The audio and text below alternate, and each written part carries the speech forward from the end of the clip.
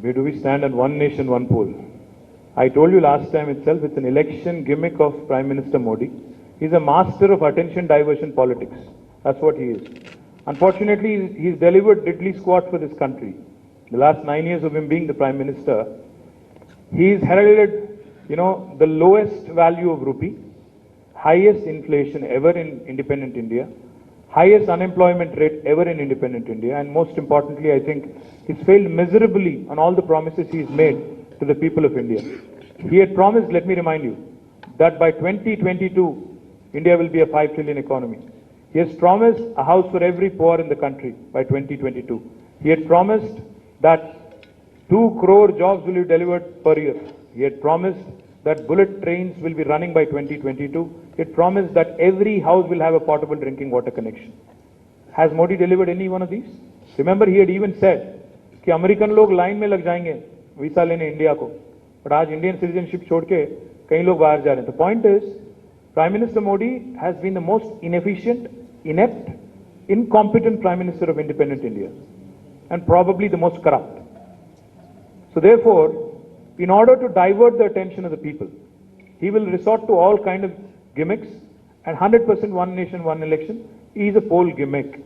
If he is sincere, if he is serious, the special session was convened, he could have brought the bill.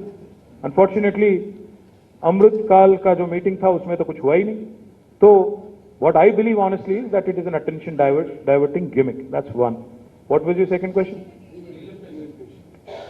See, Government of India in 1970s and 60s have campaigned vociferously that India needs to curb its population growth, otherwise we'll end up in a really, really bad state. Now we talk about demographic dividend. Back then, demography and population was considered a disaster. The excess population was considered a disaster. Family planning was introduced in India. Extensive campaigns were launched right from the Prime Minister level. The southern states of India, which have performed well on the family planning norms, and family planning parameters, and have controlled population in comparison with the rest of India, because of the advice given by Government of India, are today the sufferers, today the victims. Today we are told that jitna janta, jitna abadi, utna haq. ये कहाँ की रीत है?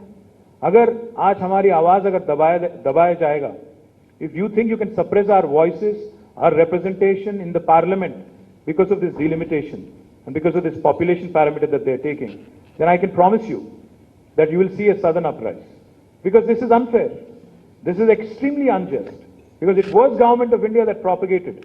It was Government of India that wanted Indians to control, their population. Now, anybody, any state that has actually done well as per the advice of Government of India will now be penalized.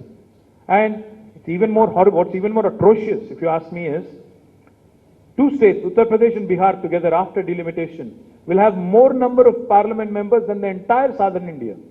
How is this fair in a country like India? So therefore, cutting across political lines, you will see the southern political parties, the people of South India, voicing their concern, and I hope Delhi is listening, I hope Delhi is taking cognizance, because wisdom needs to prevail. We are all proud Indians.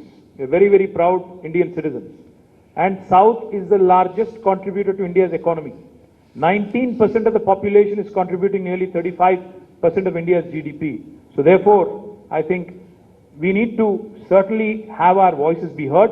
Our representation cannot come down in any form, and we'll certainly, lead this, lead this discussion and see where it goes.